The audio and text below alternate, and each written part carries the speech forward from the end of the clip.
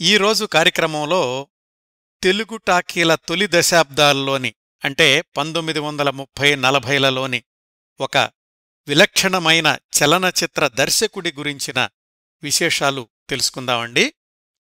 ఆయన పేరు కాళ్లకూరి సదాశివరావు గారు. మీలో చాలా తక్కువ మంది ఈయన పేరు విని ఉంటారేమోనని నా భావన. ఎందుకంటే ఆ సంవత్సరాల్లో ఆయన దర్శకత్వం చేసిన సినిమాల సంఖ్య చాలా తక్కువ. 1933 నుంచి 1938 వరకు 5 ఏళ్లలో 5 సినిమాలను రూపొందిస్తే ఆ తర్వాత 10 ఏళ్లకు 1948లో ఇంకొక సినిమా తీశారు. అదే ఆయనకు చివరి సినిమా కూడా. అంటే మొత్తం మీద కాళ్లకూరి సదాశివరావు గారు దర్శకత్వం చేసిన సినిమాలు కేవలం అరడజను మాత్రమే.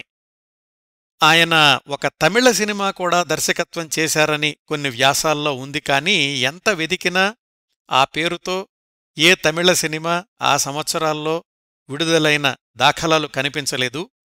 సందిగ్ధంగా ఉన్న ఆ తమిళ సినిమా ప్రసక్తి పక్కన పెడితే కాళ్లకూరి సదాశివరావు గారు రూపొందించిన 6 తెలుగు సినిమాల్లోనూ ప్రతిదానికి ఏదో ఒక ప్రత్యేకత ఉందండి.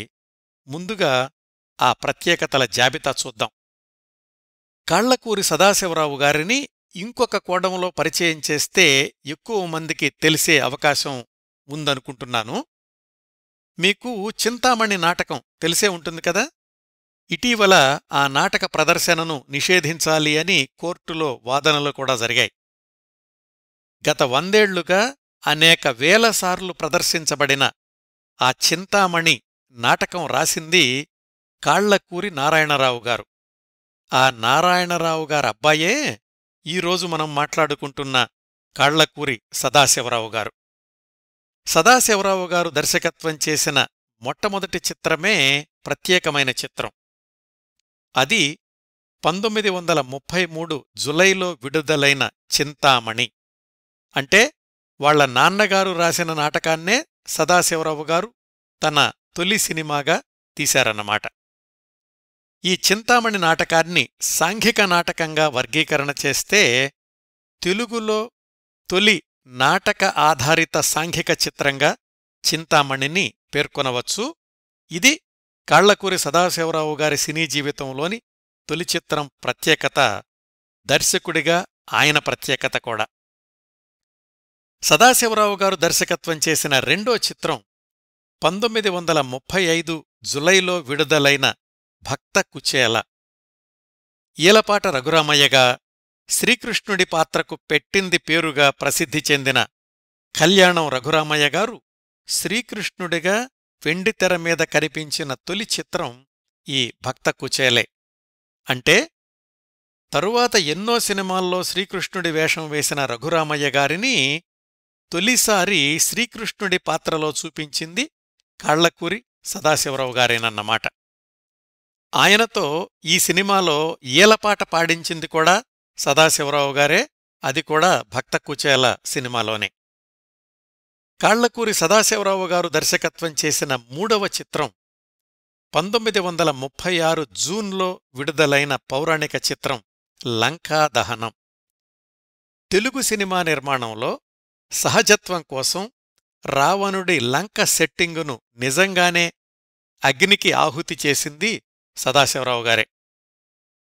ఆయన దర్శకత్వంలో విడుదలైన 4వ చిత్రం సతీ సులోచన. ఇది కూడా 1936లోనే విడుదలయ్యింది. దీన్ని తెలుగులో తొలి ద్విపాత్రాభినయ చిత్రంగా విశ్లేషకులు పేర్కొంటారు. ఇందులో మునిపల్లె సుబ్బయ్య గారు రావణుడిగా, ఇంద్రజిత్గా ద్విపాత్రాభినయం చేశారు. ఆనాటికి విప్లవాత్మకమైన ఆ ఊహకు వెండితెర రూపమిచ్చి ధైర్యం చేసి సాధించిన దర్శకుడు కాళ్లకూరి సదాశివరావు గారే. ఇంకా సదాశివరావు గారు రూపొందించిన 5వ చిత్రం 1938లో విడుదలైన గులేబ కావళి. తెలుగు సినిమా చరిత్రలో ఇది తొలి జానపద చిత్రం. తొలి తెలుగు టాకీ మొదలైన దగ్గర్నుంచి మొట్టమొదటి 5 సంవత్సరాల్లో వచ్చినవన్నీ పౌరాణిక చిత్రాలే, 1-2 సాంఘికాలు మినహాయించి. ట్రెండ్ అలా కొనసాగుతున్న రోజుల్లో మొట్టమొదటిసారి మంత్రతంత్రాలతో సాగే జానపద కథను సినిమాగా తీసే సాహసం చేసింది కాళ్లకూరి సదాశివరావు గారే. తరువాత సదాశివరావు గారు దర్శకత్వం చేసిన చిట్టచివరి చిత్రం, ఆయన దర్శకత్వం చేసిన తొలి సాంఘిక చిత్రం సువర్ణమాల. ఈ సినిమా ప్రత్యేకతేమిటంటే, అది 1948 ఆగస్టు 15న విడుదలవుతుందని ప్రకటించారు. విడుదలైందని అందరూ అనుకున్నారు. కాని 4 ఏళ్లు ఆలస్యంగా 1952 ఆగస్టు 15న విడుదలయ్యింది. ఇప్పటిక్కూడా తెలుగు సినిమా గురించిన వ్యాసాల్లో, పుస్తకాల్లో సువర్ణమాల 1948 ఆగస్టు 15న విడుదలైందనే నమోదయ్యుంటుంది. నిజానికి అది విడుదలైన తేదీ ఆ తర్వాత 4 ఏళ్లకే. వివరాలు కొద్ది నిమిషాల్లో ప్రధాన కార్యక్రమంలో చెప్తాను. ఇదండి కాళ్లకూరి సదాశివరావు గారు దర్శకత్వం చేసిన ప్రతి సినిమాకి ఉన్న ఏదో ఒక ప్రత్యేకత. సదాశివరావు గారి దర్శకత్వంలో రూపొందిన చింతామణి, సతీసులోచన, గులేబ కావళి ఈ 3 సినిమాలు తరువాతి దశాబ్దాల్లో ఎన్టీఆర్తో వేర్వేరు దర్శకులు పునర్నిర్మాణం చెయ్యడం ఇంకొక విశేషం. ఆ సినిమాలు పునర్నిర్మాణమయ్యే సమయానికి సదాశివరావు గారు సినీ రంగానికి దూరంగా ఉన్నారు. కాళ్లకూరి సదాశివరావు గారి గురించి ఆనాటి సినిమా పత్రికలు రాసిన సమ్మరీ ఏమిటంటే, సదాశివరావు సుశిక్షితుడైన కార్మిక దర్శకుడు. మిడిమిడి జ్ఞానానికి హత్తుకుని ఉండే ఆడంబరం ఆయనలో మచ్చుకైనా కనపడదు. తనకు మించిన పనిని నెత్తినబెట్టుకుని కృంగి కృశించడు. స్వీయ విజ్ఞాన సరిహద్దుల్లోనే సంచరిస్తూ ఉంటాడు. 5 అడుగుల 7 అంగుళాల మనిషి. తనతో పనిచేసేవారితో యజమానిగా ఎన్నడూ ప్రవర్తించడు. సహకార సలహాలతో పనిచేయించుకుంటాడు. ఆంధ్రదేశంలోని ఉత్తమ దర్శకుడు అనిపించుకోవాలని ఆయన ప్రయత్నం. ఇదండి ఆయన గురించి ఆ రోజుల్లో తెలుగు సినిమా అనే పత్రిక ఇచ్చిన కితాబు.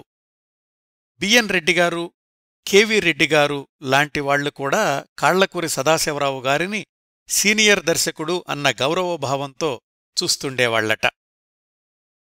ఈ ఉపోద్ఘాతంతో కాళ్లకూరి సదాశివరావు గారి గురించి శ్రోతలకు ఒక అవగాహన వచ్చుంటుందని ఆశిస్తున్నాను. ఇంకా సదాశివరావు గారి జీవిత విశేషాల్లోకి వెళదాం. అంతకుముందు ఈ కార్యక్రమ రూపకల్పన కోసం నేను సంప్రదించిన వనరుల జాబితా చెప్తాను. వారి గురించి అసలు ఈ కార్యక్రమం రూపొందించాలి అని నేను అనుకోవడానికి కారణం 1948 ఆగస్టు సంచిక తెలుగు సినిమా పత్రికలో వచ్చిన ఆయన పరిచయం, ఆ తరువాతి నెలలో ఆయన చివరి చిత్రం సువర్ణమాల గురించిన అనేక విశేషాలు. 2009 జులై 29 నవ్య వారపత్రికలో సీనియర్ సినీ జర్నలిస్టు మిత్రుడు వినాయకరావు గారు సదాశివరావు గారి గురించి రాసిన వ్యాసం చదివాను. అలాగే వినాయకరావు గారు రాసిన వెండి వెన్నెల అనే పుస్తకం నుంచి కొన్ని పాత సినిమాల విశేషాలు తీసుకున్నాను. సదాశివరావు గారు రూపొందించిన సినిమాల పాటల పుస్తకాల నుంచి, ఆనాటి రూపవాణి, ప్రజామిత్ర పత్రికల్లో వచ్చిన వార్తల నుంచి మరికొంత సమాచారం తీసుకున్నాను. ఇలాంటి సీనియర్ మోస్ట్ సినీ ప్రముఖుల గురించిన విశేషాల సేకరణలో సవాలేమిటంటే, వాళ్లు సినీ రంగానికి దూరమయ్యాక ఏం చేశారు, వాళ్ల చివరి రోజులు ఎలా గడిచాయి అనే వివరాలు తెలుసుకోవడం. వాళ్ల కుటుంబ సభ్యుల నుంచి గాని సన్నిహితుల నుంచి మాత్రమే ఆ సాధికారిక సమాచారం లభ్యమవుతుంది. కాళ్లకూరి సదాశివరావు గారి గురించిన ఈ సాధికారిక సమాచార సేకరణ కోసం జరిగిన అన్వేషణలో వారి అన్నయ్యగారి మనవడు జస్టిస్ కాళ్లకూరి గిరిజాశంకర్ గారిని సంప్రదించగలిగాను. ఆయన తన చిన్నతాత సదాశివరావు గారి గురించిన అనేక విశేషాలు తెలియచేశారు. సంభాషణల్లో తెలిసింది, జస్టిస్ గిరిజాశంకర్ గారు ఆంధ్రా యూనివర్సిటీలో మాకు సీనియర్ విద్యార్థి అని. గిరిజాశంకర్ గారి కాంటాక్ట్ వివరాలు ఇచ్చింది మరొక ప్రముఖ సినీ వ్యాస రచయిత ఆచారం షణ్ముఖాచారి గారు. ఇంకా కాళ్లకూరి సదాశివరావు గారి నాన్నగారు నారాయణరావు గారి గురించిన సమాచారాన్ని, 2 ఫోటోలను, ఆయన గురించి పరిశోధన చేసిన డాక్టర్ కొట్టే వెంకటాచార్యులు గారి సిద్ధాంత గ్రంథం నుంచి తీసుకున్నాను. వీరందరికీ పేరుపేరున హృదయపూర్వక ధన్యవాదాలు తెలియచేస్తున్నాను. ఇన్ని మూలాల నుంచి సేకరించిన సమాచారాన్ని ఒక క్రమపద్ధతిలో అమర్చి మనదైన కథనంతో ఈ కార్యక్రమాన్ని మీ ముందుకు తీసుకొస్తున్నాను. ఇప్పుడు ప్రధాన కార్యక్రమంలోకి ప్రవేశిద్దాం. ముందుగా కాళ్లకూరి నారాయణరావు గారి దగ్గర ప్రారంభిద్దాం. ఆయనకు మహాకవి అనే బిరుదు కూడా ఉండేదండి. అందుకనే ఆయన గురించే ప్రస్తావన వచ్చిన ప్రతిచోట మహాకవి కాళ్లకూరి నారాయణరావు అని రాస్తారు. నాటకాలు, పద్యకావ్యాలు, ప్రహసనాలు రాయడంతో పాటు అనేక ఇతర కళల్లో కూడా ప్రవేశం ఉంది కాళ్లకూరి నారాయణరావు గారికి. అవధానాలు చేసేవారు, నాట్యకళలో నిష్ణాతులు, హస్తసాముద్రికంలో దిట్ట, హరికథలు చెప్తుండేవాళ్లు, ఫోటోగ్రఫీని హాబీగా చేసుకున్నారు. 100 ఏళ్ల క్రిందట ఇన్ని రంగాల్లో ప్రవేశించడం చాలా అరుదైన విషయం. అన్నింటికంటే కాళ్లకూరి నారాయణరావు గారిని ఈరోజు కూడా కళాప్రియులు గుర్తుంచుకునేది నాటక రచయితగా. ఆయన రాసిన నాటకాల్లో అత్యంత ప్రసిద్ధి చెందింది చింతామణి, మరొకటి వరవిక్రయం. ఈ 2 నాటకాలు కూడా సినిమాలుగా రూపుదిద్దుకున్నాయి. అందులో మొదటిది అంటే చింతామణి వాళ్ళ అబ్బాయి దర్శకత్వంలోనే సినిమాగా రావడం విశేషం. భానుమతి గారి తొలి చిత్రం వరవిక్రయం, అది కూడా కాళ్లకూరి నారాయణరావు గారి నాటకం ఆధారంగానే నిర్మాణమయ్యింది.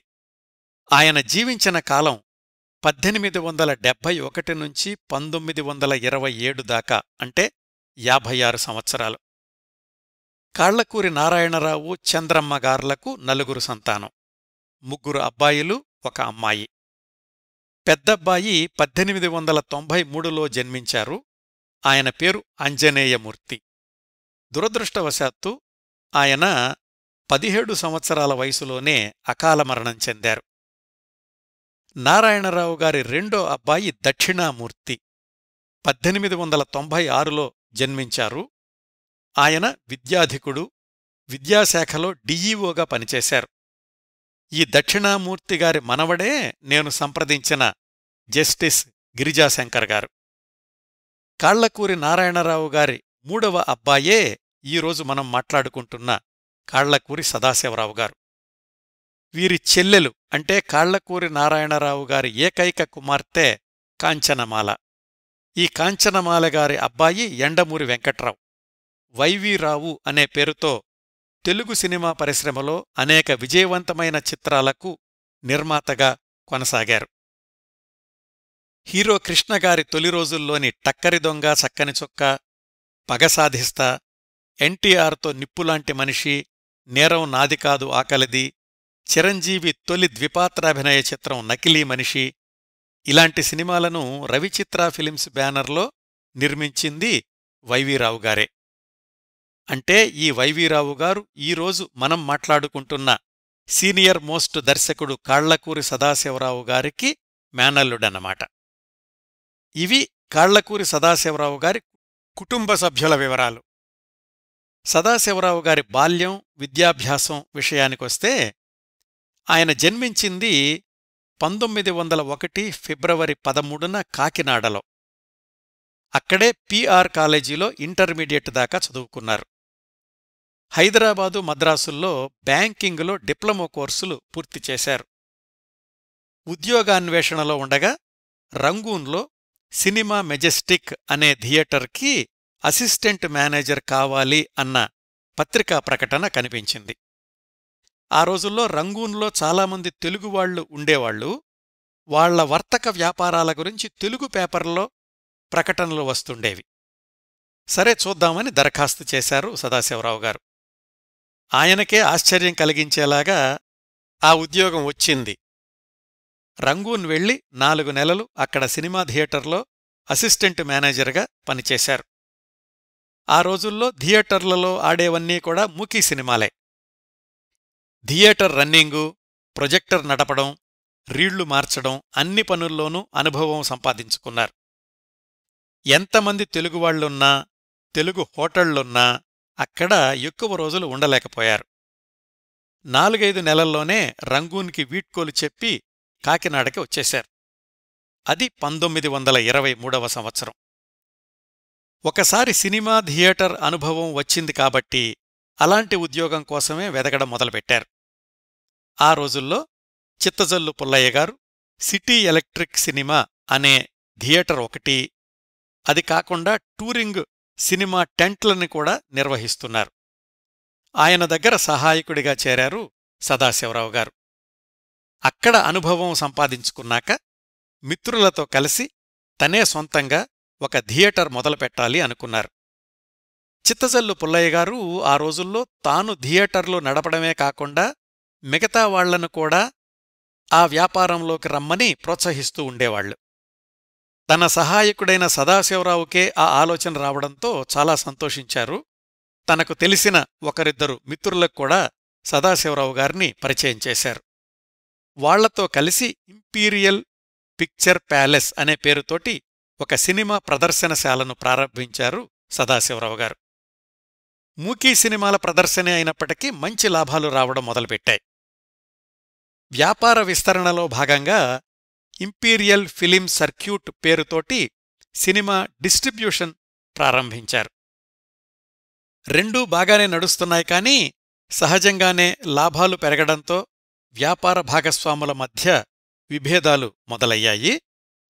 కలిసి ఉండి కలహించుకోవడం ఎందుకు అని సదాశివరావు గారు ఆ భాగస్వామ్య వ్యాపారం నుంచి బయటకొచ్చేసి తనొక్కడే సొంతంగా కాకినాడ ఫిలిం ఎక్స్చేంజ్ పేరుతోటి సినిమా పంపిణీ సంస్థను నెలకొల్పారు.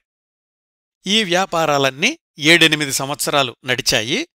సినిమా నిర్మాణం కదా, ప్రేక్షకుల అభిరుచుల మీద చక్కటి అవగాహనొచ్చింది.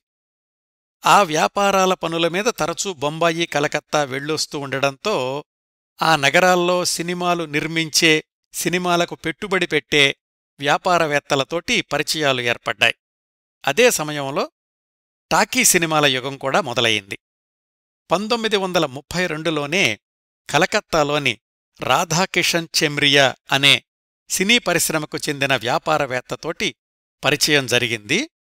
ఇద్దరూ కలిసి సినిమా నిర్మాణాన్ని మొదలుపెడదాం అనుకున్నారు. ఎక్కువ పెట్టుబడి రాధాకిషన్ చెమ్రియాదే. నిర్మాణ సంస్థకు మదన్ పిక్చర్స్ అని పేరు పెట్టారు. అవి తెలుగు టాకీల తొలి రోజులు కదా. కలకత్తా, బొంబాయిల్లోని పెట్టుబడిదారులు తెలుగు సినిమా నిర్మాణానికి పెట్టుబడి పెట్టడంతో పాటు ఒకరిద్దరు తెలుగువాళ్లని సహాయకులుగా ఉంచుకుని సినిమా దర్శకత్వం కూడా వాళ్లే చేసేవాళ్లు. మరికొంతమందేమో పెట్టుబడికి తమ పాత్రను పరిమితం చేసుకుని దర్శకత్వం, ఇతర విభాగాల్ని పూర్తిగా తెలుగువాళ్లకే అప్పగిస్తుండేవాళ్లు.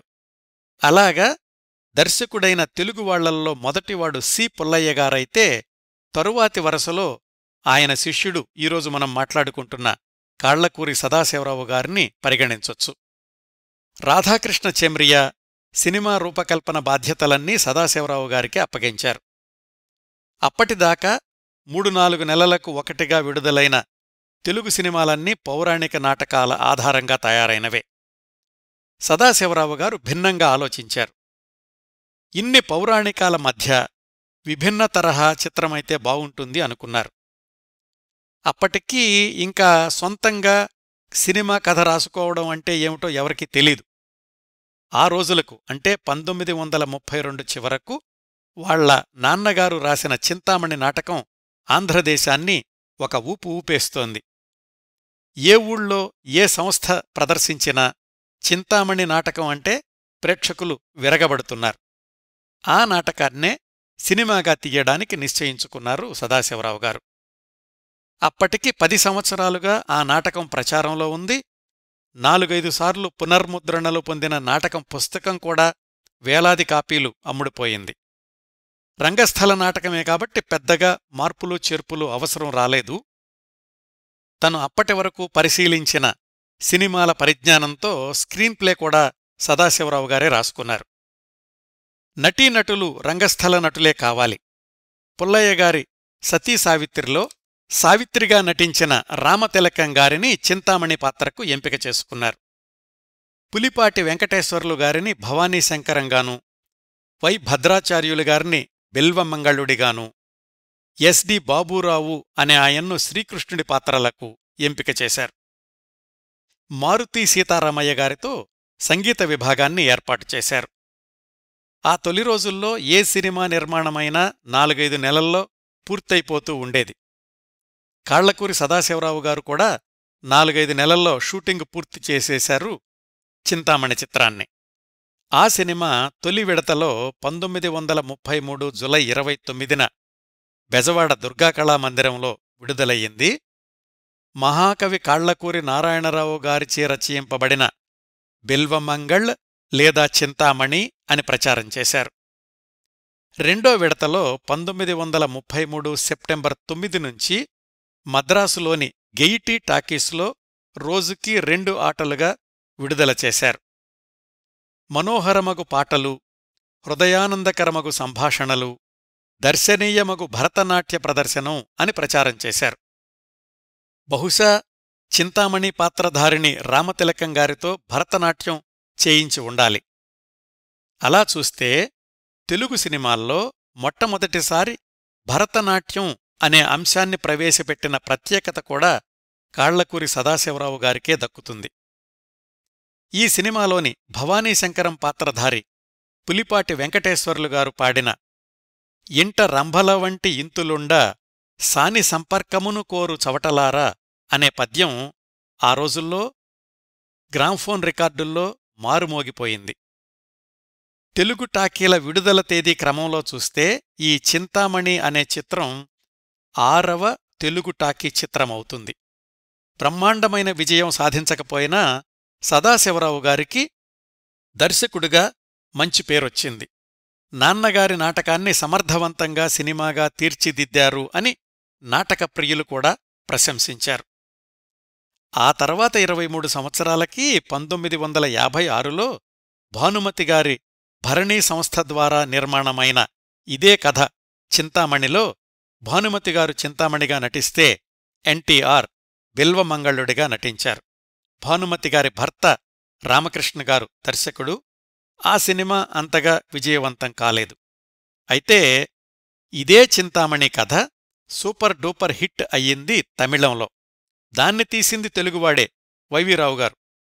ఎంకే త్యాగరాజ భాగవతార్ బెల్వమంగళుడిగా, కె అశ్వత్థమ్మ చింతామణిగా నటించిన ఆ తమిళ చిత్రం 1937లో విడుదలై సంవత్సరం పాటు ఏకధాటిగా ప్రదర్శించబడింది. అదండి కాళ్లకూరి సదాశివరావు గారి మొదటి సినిమా. మరొక 2 సార్లు వేర్వేరు దర్శకులతో పునర్నిర్మాణం జరిగినటువంటి వైనం. సదాశివరావు గారి దర్శకత్వంలో రెండో చిత్రం రావడానికి మరొక 2 ఏళ్లు పట్టింది. అదే 1935లో విడుదలైన భక్త కుచేల. తెలుగు టాకీల వరుస క్రమంలో అది 12వ చిత్రం అవుతుంది. ఈ రెండో సినిమాని ఆయన మొదటి చిత్రం చింతామణి నిర్మించిన మదన్ పిక్చర్స్ వాళ్లతో కాకుండా రాధా ఫిలిం కంపెనీ అనే వాళ్లతోటి కలిసి తీశారు. తారిక్ బసు అనే లాయర్ గారు స్టూడియో ప్రతినిధిగా దర్శకత్వ శాఖలో పనిచేశారు. ఆయన పేరుకేగాని స్క్రిప్టు దగ్గర్నుంచి నటీనటుల ఎంపిక, దర్శకత్వ బాధ్యతలన్నీ అధిక శాతం కాళ్లకూరి సదాశివరావు గారివే. ఈ సినిమా పాటల పుస్తకంలో అయితే ప్రత్యేకంగా మహాకవి కాళ్లకూరి నారాయణరావు గారి కుమారులు కాళ్లకూరి సదాశివరావు గారు అని రాశారు. అప్పటికే ఈలపాట రఘురామయ్యగా రంగస్థలం మీద పేరు తెచ్చుకున్న కళ్యాణం రఘురామయ్య గారికి ఈ భక్త కుచేల 2వ సినిమా. ఆయన నట జీవితంలో మొత్తం సుమారుగా 12 సినిమాల్లో శ్రీకృష్ణుడిగా నటించారు. దానికి ప్రారంభం ఇదిగో సదాశివరావు గారి దర్శకత్వంలో రూపొందిన భక్త కుచేల. ఇందులో కుచేలుడిగా నటించింది కెఎస్ రామచంద్రరావు, నారదుడిగా నటించింది పులిపాటి వెంకటప్పయ్య, రుక్మిణిగా నటించింది రాజరత్నం, సత్యభామగా నటించింది సామ్రాజ్యం. ఈ సినిమా కలకత్తాలో తయారవుతుంటే ఇంకొక వైపు మద్రాసులో పివి దాసుగారు నిర్మాతగా, చిత్రపు నరసింహారావు గారి దర్శకత్వంలో శ్రీకృష్ణ లీలలు నిర్మాణం జరుగుతోంది. దానిక్కూడా నిర్మాణంలో ఉండగానే భారీ ప్రచారం ప్రారంభించారు. అందుకనో ఏమో కాని సదాశివరావు గారి భక్త కుచేల కథలో దాదాపు శ్రీకృష్ణ లీలలు ఘట్టాలన్నింటినీ చేర్చి సినిమా పేరుని కూడా శ్రీకృష్ణ లీలలతో చేరిన భక్త కుచేల అని ప్రచారం చేశారు. ఒక సన్నివేశంలో శ్రీకృష్ణుడి మురళిని గోపికలు దాచేస్తారు. అప్పుడు ఆయన తన ఈలపాటతో గోపికల్ని పరవశం చేయడం, వాళ్లు మురళీని తిరిగి ఇవ్వడం జరుగుతుంది. ఇలా సందర్భోచితంగా రఘురామయ్య గారి ఈలపాటను సినిమాలో చేర్చడమే కాకుండా దాన్ని ప్రత్యేకంగా ప్రచార ప్రకటనల్లో కూడా వాడుకున్నారు. సినిమా విడుదల సమయంలో వచ్చిన ప్రచార ప్రకటనలను గమనిస్తే భక్త కుచేల చిత్రం చింతామణి కంటే ఘన విజయం సాధించింది. కలకత్తా సినిమా నిర్మాణ వర్గాల్లో కాళ్లకూరి సదాశివరావు గారికి మంచి పేరొచ్చింది. తరువాత ఆయన మూడవ చిత్రం 1936 జూన్ 6న విడుదలైన లంకాదహనం. ఇది కూడా రాధా ఫిలిం కంపెనీ వాళ్లే నిర్మించారు. చందాల కేశవదాసుగారు రచన చేశారు. భక్త కుచేలకు స్క్రీన్ప్లే రాసిన డివి భద్రం అనే ఆయన లంకాదహనం చిత్రానికి ప్రొడక్షన్ మేనేజర్గా పనిచేశారు. ఆంజనేయుడిగా సిఎస్ నటేశం, రాముడిగా భీమరాజు గురుమూర్తి, సీతగా దాసరి కోటిరత్నం, రావణుడిగా పిప్పళ్ల రామకృష్ణారావు నాయుడు నటించారు. భక్త కుచేలలో శ్రీకృష్ణుడిగా నటించిన ఈలపాట రఘురామయ్య గారు లంకాదహనంలో విభీషణుడిగా నటించారు. నా మనవిని వినుమా అనే విభీషణ రావణ సంవాద గీతం ఆ రోజుల్లో చాలా ప్రజాదరణ పొందింది. ఈ చిత్రం కూడా నిర్మాతలకు లాభాలనే తెచ్చిపెట్టింది. తరువాత సదాశివరావు గారు దర్శకత్వం చేసిన 4వ చిత్రం సతీ సులోచన. అది కూడా కలకత్తా నిర్మాతలదే, దేవదత్తా ఫిలిమ్స్. ఈ సినిమా లంకాదహనం విడుదలైన 1936లోనే అక్టోబర్ 3న విడుదలయ్యింది. తెలుగులో తొలి టాకీ చిత్రం భక్త ప్రహ్లాదలో హిరణ్యకశిపుడిగా నటించిన మునిపల్లె సుబ్బయ్యతోటి సతీ సులోచనలో 2 వేషాలు వేయించారు సదాశివరావు గారు, రావణుడు, ఇంద్రజిత్. ఆ విధంగా తెలుగు సినిమాల్లో ద్విపాత్రాభినయం అన్న భావనకు బీజం వేసిన వారయ్యారు కాళ్లకూరి సదాశివరావు గారు. దీని తర్వాత సదాశివరావు గారి దర్శకత్వంలో విడుదలైన విభిన్న తరహా చిత్రమే గులేబకావళి. 1938 అక్టోబర్ 2న విడుదలయ్యింది. సదాశివరావు గారి దర్శకత్వంలోని మొదటి 4 సినిమాలు కలకత్తాలో నిర్మాణమైతే ఈ 5వ చిత్రం గులేబకావళి బొంబాయిలో నిర్మాణమయ్యింది. పారమౌంట్ ఫిలిం కంపెనీ వాళ్లు నిర్మాతలు. ఈ సంస్థ అధినేత కిక్కుభాయ్ దేశాయ్ కథా స్క్రీన్ప్లే సమకూర్చి సినిమా నిర్మాణాన్ని కూడా పర్యవేక్షించారు. ఉపోద్ఘాతంలో చెప్పినట్లు తెలుగులో తొలి జానపద చిత్రం కూడా ఈ గులేబకావళే.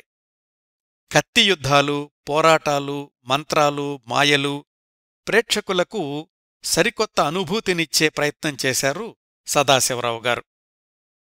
దీన్లో మాస్టర్ కామేశ్వరరావు, కన్నారావు భాగవతార్, శకుంతల, రాజామణి మొదలైనవారు నటించారు. ఇవండి 1933 నుంచి 38 దాకా 5 ఏళ్లల్లో సదాశివరావు గారు రూపొందించిన 5 సినిమాలు. గమనించాల్సిందేమిటంటే ఇందులో ఏ ఒక్కటి మద్రాసులో నిర్మాణం కాలేదు. 4 సినిమాలు కలకత్తాలోనూ, 1 బొంబాయిలోనూ నిర్మాణమయ్యాయి. సదాశివరావు గారు కలిసి పనిచేసిన నిర్మాతలందరూ ఉత్తరాదివారే. గులేబకావళి వచ్చిన దగ్గర్నుంచి తెలుగు సినిమాల్లో జానపదాలు అనే కొత్త వర్గీకరణ మొదలైంది కదా. ఆ సినిమా విజయం తర్వాత అమలాపురం దగ్గర్లోని గెద్దనాపల్లికి చెందిన పంతం చిన్నారావు అనే ఆయన సినిమా తీయాలని ఉంది అని సదాశివరావు గారిని కలుసుకున్నారు. సదాశివరావు గారికి తూర్పుగోదావరి జిల్లాల వాళ్లంటే చాలా అభిమానం ఉండేదట. కొత్త నిర్మాతను ప్రోత్సహిద్దామని ఆయన ప్రతిపాదన అంగీకరించి ఆయనతో మరొక జానపద చిత్రం రూపొందించడానికి ఒప్పందం చేసుకున్నారు. తెలుగు నిర్మాత, పైగా అప్పటికి మద్రాసులో తెలుగు సినిమాల నిర్మాణం వేగం పుంజుకుంది. అందుకని సదాశివరావు గారు మద్రాసుకొచ్చి పంతం చిన్నారావు గారి కోసమని చంద్రహాస అనే జానపద చిత్రాన్ని మొదలుపెట్టారు.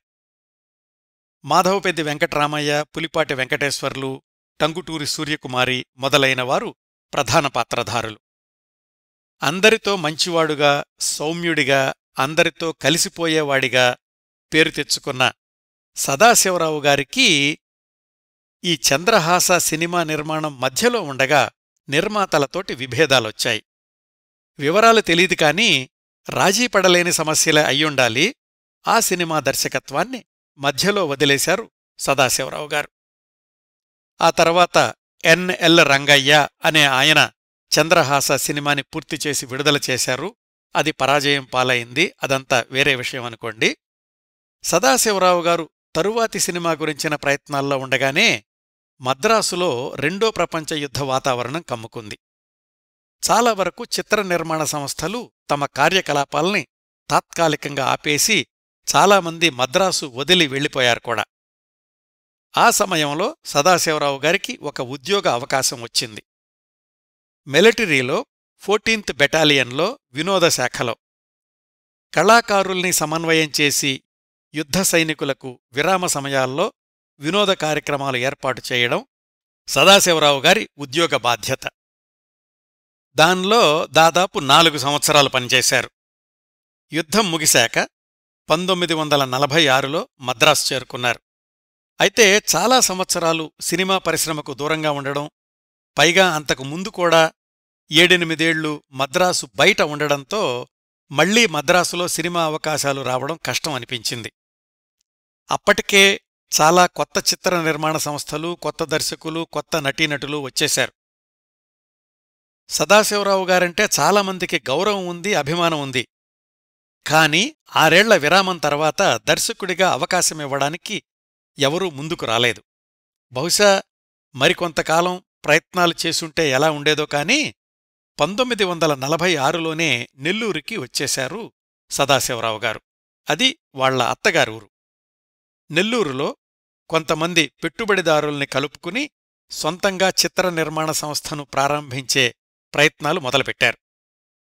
సదాశివరావు గారి నేపథ్యం తెలిసి సినిమా నిర్మాణం మీద ఉత్సాహం ఉన్నవాళ్లు కొంతమంది కలిసి 1947 జనవరిలో సువర్ణలత పిక్చర్స్ అనే సినిమా నిర్మాణ సంస్థను ప్రారంభించారు. నెల్లూరు ముంగమూరి వారి వీధిలో రిజిస్టర్డ్ ఆఫీస్ ప్రారంభించి మద్రాసు సైదాపేటలో ప్రొడక్షన్ ఆఫీస్ మొదలుపెట్టారు. కంపెనీ మూలధనం మొత్తం 2,50,000 రూపాయలు అయితే దానిలో 50,000 తొలి విడతగా వాళ్లందరూ పెట్టుబడి పెట్టారు. మిగతా 2 లక్షల రూపాయల్ని పబ్లిక్ షేర్లుగా విడుదల చేశారు. సదాశివరావు గారే కథ, దర్శకత్వం. ఈసారి సదాశివరావు గారు తన పాత సినిమాలకు పూర్తి భిన్నంగా ఆనాటి ప్రేక్షకుల అభిరుచికి దగ్గరగా ఉండేలాగా ఒక సాంఘిక చిత్రానికి కథ రాసుకున్నారు. అదే సువర్ణమాల చిత్రం. 1947 సెప్టెంబర్లో షూటింగ్ మొదలయింది. అప్పటికీ ఇంకా కాలేజీలో చదువుకుంటున్న సూర్యనారాయణ అనే యువకుడు హీరో. ఈ సినిమా కంటే ముందు ఆయనకు భానుమతిగారి రత్నమాలలో అతిథి పాత్రలో నటించిన అనుభవం ఉంది. రావు బాలసరస్వతి గారు హీరోయిన్. వీళ్లతో పాటు జోషి, లింగమూర్తి, నటేశం మొదలైన వారిని ఇతర పాత్రలకు ఎంపిక చేసుకున్నారు. దర్భా వెంకటకృష్ణమూర్తి అనే ఆయనతోటి మాటలు పాటలు రాయించారు. అద్దేపల్లి రామారావు గారు సంగీత దర్శకత్వం అని ప్రకటించారు. ఈ సినిమా కథ ఎలా ఉంటుందంటే, విదేశాల్లో చదువుకుని వెనక్కొచ్చేసిన అమ్మాయి, అబ్బాయి హీరో హీరోయిన్లు. వాళ్లకి విదేశాల్లో పరిచయం ఉండదు. భారతదేశానికి వచ్చేటప్పుడే త్రోవలో ఒకళ్ళకొకళ్ళు పరిచయం అవుతారు. హీరోయిన్ ధనవంతులమ్మాయి.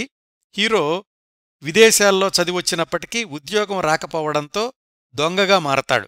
అదేంటో మరి ఆ రోజుల్లో చాలా సినిమా కథల్లో పని దొరకని వాళ్లు దొంగలుగా మారడం అనేది తరచూ కనిపిస్తూ ఉండేది. ఈయన దొంగగా మారింది కూడా రాబిన్హుడ్ తరహాలో. పెద్దవాళ్లను దోచి బీదలకు పంచిపెడుతూ ఉండేవాడు. హీరోయిన్ ఈ దొంగ గురించి విని అతడిమీద అభిమానం పెంచుకుంటుంది. ఒకరోజు తన ఇంట్లో దొంగతనానికి వచ్చినప్పుడు ఆ దొంగకి బంగారు గొలుసు బహూకరిస్తుంది. అదే సువర్ణమాల.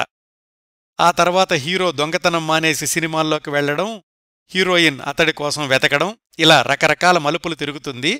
కాకపోతే కథ ఒక క్రమ పద్ధతిలో నడవదు.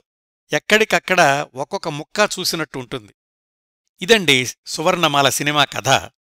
అసలు ఈ సినిమా కథను ప్రేక్షకులు ఆమోదించారా, తిరస్కరించారా అన్న ప్రశ్నకు అవకాశమే లేదు. ఎందుకంటే అసలు ఈ సినిమానే విడుదల కాలేదు కాబట్టి. వివరాలు తెలుసుకుందాం. 1947 సెప్టెంబర్లో షూటింగ్ ప్రారంభించి 1948 ఫిబ్రవరి మార్చికి కార్యక్రమాలన్నీ పూర్తి చేసుకున్నారు. 1948 మే నుంచి విడుదల ప్రయత్నాలు ప్రారంభించారు. అవి ఆగస్టు దాకా ఫలించలేదు.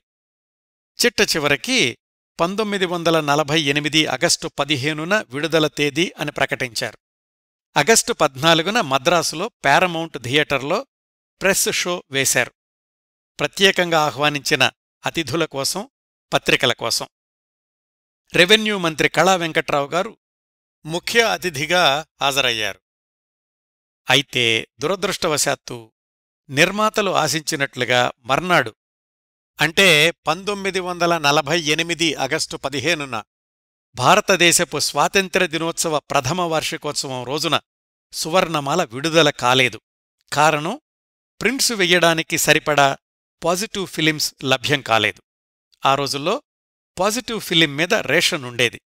మరి ముందుగా చేసుకున్న ఏర్పాట్లలో ఎక్కడ లోపం జరిగిందో కానీ ఆ రోజుకి కేవలం 2 ప్రింట్లు మాత్రమే వెయ్యగలిగారు. అందువల్ల విడుదల ఆగిపోయింది. ఆ తర్వాత కొద్ది నెలల దాకా త్వరలో వస్తుంది, సినిమాలోని కొన్ని లోపాలను సరిచేస్తున్నాము అని ప్రకటించారు. కానీ ఫలితం లేకపోయింది. ఒకానొక దశలో సినిమా థియేటర్ల వాళ్లని మీరు తీసుకుంటామని హామీ ఇవ్వండి, దాన్ని బట్టి ఎన్ని ప్రింట్లు వెయ్యాలో నిర్ణయిస్తాం అని సువర్ణలత నిర్మాతలు అడిగారు. కాని థియేటర్ యజమానులు, పంపిణీదారులు ముందు మీరు ప్రింట్లు వెయ్యండి, దాన్ని బట్టి థియేటర్లు నిర్ణయిస్తాం అన్నారు. ఈ వివాదం కొంతకాలం నడిచింది. ఒకసారి లక్ష్యం తప్పాక మళ్లీ ప్రాజెక్టుని పట్టాలకెక్కించడం చాలా కష్టమైన వ్యవహారం. పైగా సినిమా నిర్మాణానికి వడ్డీలకి డబ్బులు తెస్తారేమో, అవన్నీ నెలనెలకి పేరుకుపోతూ ఉంటాయి. మొత్తానికి సువర్ణమాల సినిమా విడుదల 1952 ఆగస్టు 15కి సాధ్యపడింది. 4 సంవత్సరాలు ఆలస్యం అంటే నిర్మాతలు ఎంత ఇబ్బంది పడి ఉంటారో ఊహించుకోవచ్చు. అయితే 1952 ఆగస్టు 15న విడుదల కూడా నెల్లూరులో ఒక్క థియేటర్లో కేవలం మ్యాట్నీ మాత్రమే నడిచినట్లు నా దగ్గరున్న సమాచారం. అంటే 7-8 ఏళ్లపాటు వరుసగా విజయవంతమైన చిత్రాలను రూపొందించిన కాళ్లకూరి సదాశివరావు గారి చిట్ట చివరి చిత్రం ఆ విధంగా ఎవరికీ తెలీకుండా కాలగర్భంలో కలిసిపోయింది. దాని ప్రభావం సదాశివరావు గారి సినీ జీవితం మీద ఎంత ప్రతికూలంగా ఉండి ఉంటుందో ఊహించుకోవచ్చు. ఆ విషయాలు కొనసాగించబోయే ముందు సువర్ణమాల చిత్రంతో సంబంధం ఉన్న మరికొన్ని విశేషాలు తెలుసుకుందాం. ఈ సినిమాకి సంగీత శాఖలో సహాయకుడిగా పనిచేసినప్పటికీ చాలా పాటలకు స్వరాలు సమకూర్చింది కాళ్లకూరి ప్రసాదనారాయణరావు గారు, కెపి నారాయణరావు గారు. ఆయన సువర్ణమాల సినిమాకే కాదు, వాహిని స్టూడియోస్లో మ్యూజిక్ విభాగంలో కొంతకాలం పనిచేశారు కూడా. ఆయన సదాశివరావు గారి సొంత అన్నయ్యగారు దక్షిణామూర్తిగారి అబ్బాయి. నేను ఫోన్లో సంప్రదించిన జస్టిస్ గిరిజాశంకర్ గారి నాన్నగారు. కెపి నారాయణరావు గారు లా చదువుకున్నారు, కానీ సంగీతం మీద ఆసక్తితోటి బాబాయి కాళ్లకూరి సదాశివరావు గారి సహాయంతో మద్రాసు సినీ రంగానికి వెళ్లారు. కాని ఇది వాళ్ల నాన్నగారు దక్షిణామూర్తిగారికి ఏమాత్రం ఇష్టం లేదు. అందుకని 1-2 ఏళ్లకే కెపి నారాయణరావు గారిని వెనక్కి పిలిపించారు. ఆయన పనిచేసిన సినిమాలకు కూడా తెరమీద ఆయన పేరు వెయ్యొద్దు అని చెప్పారు. ఆ విధంగా సినిమాల్లో సంగీత విభాగంలో పనిచేద్దాము అనుకున్న సదాశివరావు గారి అన్నయ్యగారి అబ్బాయి వెనక్కొచ్చేసి జ్యుడీషియల్ విభాగంలో ఉన్నతోద్యోగాలు చేశారు. ఇంకా సువర్ణమాల సినిమాతో సంబంధం ఉన్న ఇంకో సంగతి, సదాశివరావు గారి మేనల్లుడు అంటే చెల్లెలు కాంచనమాల గారబ్బాయి ఈ సినిమా ద్వారానే సినిమా రంగానికి పరిచయం అయ్యారు. ఆయన సువర్ణమాల సినిమాకి ప్రొడక్షన్ డిపార్ట్మెంట్లో సహాయకుడిగా పనిచేశారు. ఈ సినిమాల్లోకి రాకముందు కొంతకాలం నేవీలో కూడా పనిచేశారు. సువర్ణమాల విడుదల కాకపోవడం, సదాశివరావు గారు సినిమా రంగానికి దూరమవడంతో ఆ మేనల్లుడు మద్రాసులోనే పబ్లిషింగ్, పత్రికా రంగాల వైపు వెళ్లి కొన్నాళ్లకి మళ్లీ సినిమా రంగంలో ప్రవేశించి విజయవంతమైన నిర్మాతగా నిలదొక్కున్నారు. ఆయనే నేను ఉపోద్ఘాతంలో చెప్పిన యండమూరి వెంకట్రావు, రవిచిత్ర ఫిలిమ్స్ వైవి రావు. సువర్ణమాల సినిమా గురించి మరొక విశేషం, ఈ సినిమాలో హీరోగా నటించిన సూర్యనారాయణ గారు ఇంటిపేరు మల్లెల అనుకుంటాను. రత్నమాల, సువర్ణమాల సినిమాల్లో నటించేటప్పటికీ ఇంకా కాలేజీ స్టూడెంట్. సువర్ణమాల విడుదల కాకపోవడం, ఇంకా అవకాశాలేమీ రాకపోవడంతో ఆంధ్రా బ్యాంకులో క్యాషియర్గా చేరారు. 1950-51 ప్రాంతాల్లో ఒక బ్రాంచి నుంచి మరొక బ్రాంచికి క్యాష్ తీసుకెళ్లే సమయంలో పట్టపగలు హత్యకు గురయ్యారు. చాలా కాలం ఆ హత్య గురించి పత్రికల్లో విభిన్న కథనాలొచ్చాయి. ఆ విధంగా సువర్ణమాల హీరో తనని తాను వెండితెరమీద చూసుకోలేకపోయారు. మరొక సంగతి, సువర్ణమాల ప్రచార ప్రకటనల్లో తమ తరువాతి చిత్రం నర్తకి అనే పౌరాణిక సినిమా అని కూడా ప్రకటించారు. సహజంగానే అసలు సువర్ణమాల చిత్రమే విడుదల కాకపోవడంతో ఆ చిత్ర నిర్మాణ సంస్థ కొనసాగలేదు. ఇవండి విడుదల కాని సువర్ణమాల సినిమా వెనకాల ఇంత నేపథ్యం, ఇన్ని విశేషాలు ఉన్నాయి. మళ్ళీ మనం కాళ్లకూరి సదాశివరావు గారి విశేషాలకొస్తే, సువర్ణమాల విడుదల ముందుకు సాగని వాతావరణంలో వేరే అవకాశాలేమీ రాకపోవడంతో నెల్లూరికి వచ్చేశారు. అప్పటికి వాళ్లన్నయ్య దక్షిణామూర్తిగారు నెల్లూరులో విద్యాశాఖలో డిఈఓగా పనిచేస్తున్నారు. చాలా సంవత్సరాలు ఆయనే తమ్ముడి కుటుంబానికి సహాయం చేశారు. ఆ రోజుల్లో సదాశివరావు గారు చుట్టుపక్కల పాఠశాలలకు వెళ్లి మ్యాథమెటిక్స్ ట్రిక్స్తో మ్యాజిక్ లాంటి ప్రదర్శనలిస్తుండేవాళ్లు. బేడా పావలా టిక్కెట్టుగాని లేకపోతే విద్యార్థులు స్వచ్ఛందంగా విరాళాలివ్వడంగానీ చేస్తుండేవాళ్లు. సదాశివరావు గారికి ఒక్కడే కొడుకు, పేరు చంద్రమోహనరావు. సదాశివరావు గారు నెల్లూరు వచ్చేశాక ఆ కుర్రాడి చదువుక్కూడా అన్నయ్య దక్షిణామూర్తిగారే సహాయం చేశారు. నెల్లూరులో ఇంటర్మీడియట్ అయ్యాక తిరుపతిలో డిగ్రీ చదువుకోమని పంపించారు. అయితే అక్కడ స్టూడెంట్స్ ర్యాగింగ్ని తట్టుకోలేక కాలేజీ మానేసి ఎక్కడికో వెళ్ళిపోయాడు చంద్రమోహనరావు, అంటే కాళ్లకూరి సదాశివరావు గారి అబ్బాయి. చాలా సంవత్సరాలు ఎక్కడికెళ్లాడో కూడా ఇంట్లో వాళ్లకి తెలియలేదు. బొంబాయి, ఢిల్లీ లాంటి నగరాల్లో చిన్న చిన్న ఉద్యోగాలు చేసి చివరికి ఒక ఎరువుల కంపెనీలో సేల్స్ రిప్రజెంటేటివ్గా ఉద్యోగం తెచ్చుకున్నారు. కాలేజీ వదిలి వెళ్లిన 7-8 సదాశివరావు గారికి కొడుకు ఆచూకీ దొరకలేదు. ఆ చంద్రమోహనరావు అంటే సదాశివరావు గారి అబ్బాయి 5-6 క్రిందటనే కాలం చేశారు. ఆయన వివాహం చేసుకోలేదు. ఇంకా మళ్ళీ సదాశివరావు గారి విషయానికొస్తే, దాదాపు 15 సంవత్సరాలు పైగా నెల్లూరులో నివసించాక 1969లో 1 సంవత్సరం పాటు వెంకటగిరిలో ఉన్నారు. అక్కడ్నుంచి భార్య తను కలిసి 1970లో హైదరాబాదుకి మకాం మార్చారు. సైదాబాద్ కాలనీలో ఒక చిన్న ఇంట్లో అద్దెకుండేవాళ్లు. ఆయన 1935-36లో తీసిన సినిమాలన్నింటికీ రీమేక్లు అవుతున్నాయి. తెలుగు సినిమా పరిశ్రమ శరవేగంతో పరుగులు తీస్తోంది. ఒకప్పటి విజయవంతమైన దర్శకుడు కాళ్లకూరి సదాశివరావు గారు మాత్రం హైదరాబాదులో ఒక చిన్న అద్దె ఇంట్లో సినిమా రంగానికి చాలా దూరంగా అనామకంగా జీవించారు. కొంతకాలం డిగ్రీ స్టూడెంట్స్కి ఇంగ్లీషు గ్రామర్ పాఠాలు కూడా చెప్పారు. ఒక యాక్షన్ ఇన్స్టిట్యూట్లో నటనలో పాఠాలు కూడా చెప్పారు. 1975 ప్రాంతాల్లో, అంటే సదాశివరావు గారి 74 సంవత్సరాల వయసులో, రావు అని ఒక యువకుడు సినిమా తీద్దాము అనే ప్రతిపాదనతో వచ్చాడు. తనే హీరో, తనే నిర్మాత. సదాశివరావు గారు దర్శకుడు. సినిమా పేరు ప్రేమ పిట్టలు. షూటింగు ప్రారంభమై 5-6 రీళ్లు పూర్తయ్యాయి. తరువాత ఆగిపోయింది. ఏంటి బాబూ అని ఆ కుర్రాణ్ణడిగితే, నా దగ్గర ఈ మాత్రమే డబ్బులున్నాయండి, ఈ 5-6 రీళ్లూ చూసి ఎవరైనా పెట్టుబడి పెడతారు, లేదంటే నాకు వేరే సినిమాల్లో అవకాశాలొస్తాయి అని ఇది మొదలుపెట్టాను అన్నాడు ఆ రావుగారు. అంతటితో ఆ సినిమా ప్రాజెక్టు ఆగిపోయింది.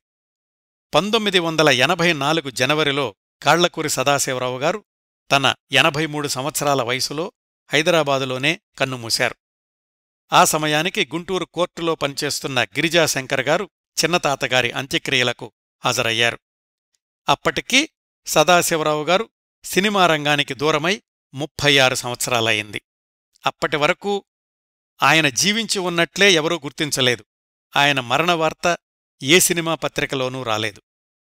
ఆ తర్వాత కొన్ని రోజులకు ఆయన భార్యగారు కూడా చనిపోయారు.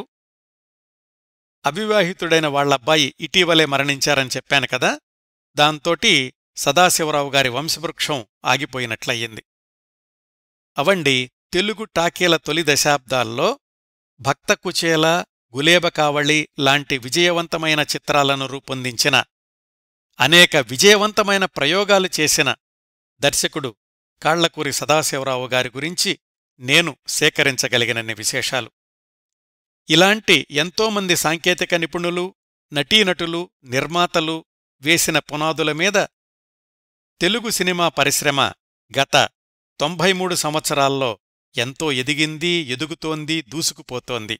అప్పుడప్పుడు అయినా కాళ్లకూరి సదాశివరావు గారిలాంటి ఆనాటి విశిష్ట సాంకేతిక నిపుణుల్ని, దర్శకుల్ని గుర్తు తెచ్చుకోవడం అసమంజసం కాదనుకుంటాను. ఈ కార్యక్రమాన్ని ఇంతటితో ముగిస్తానండి.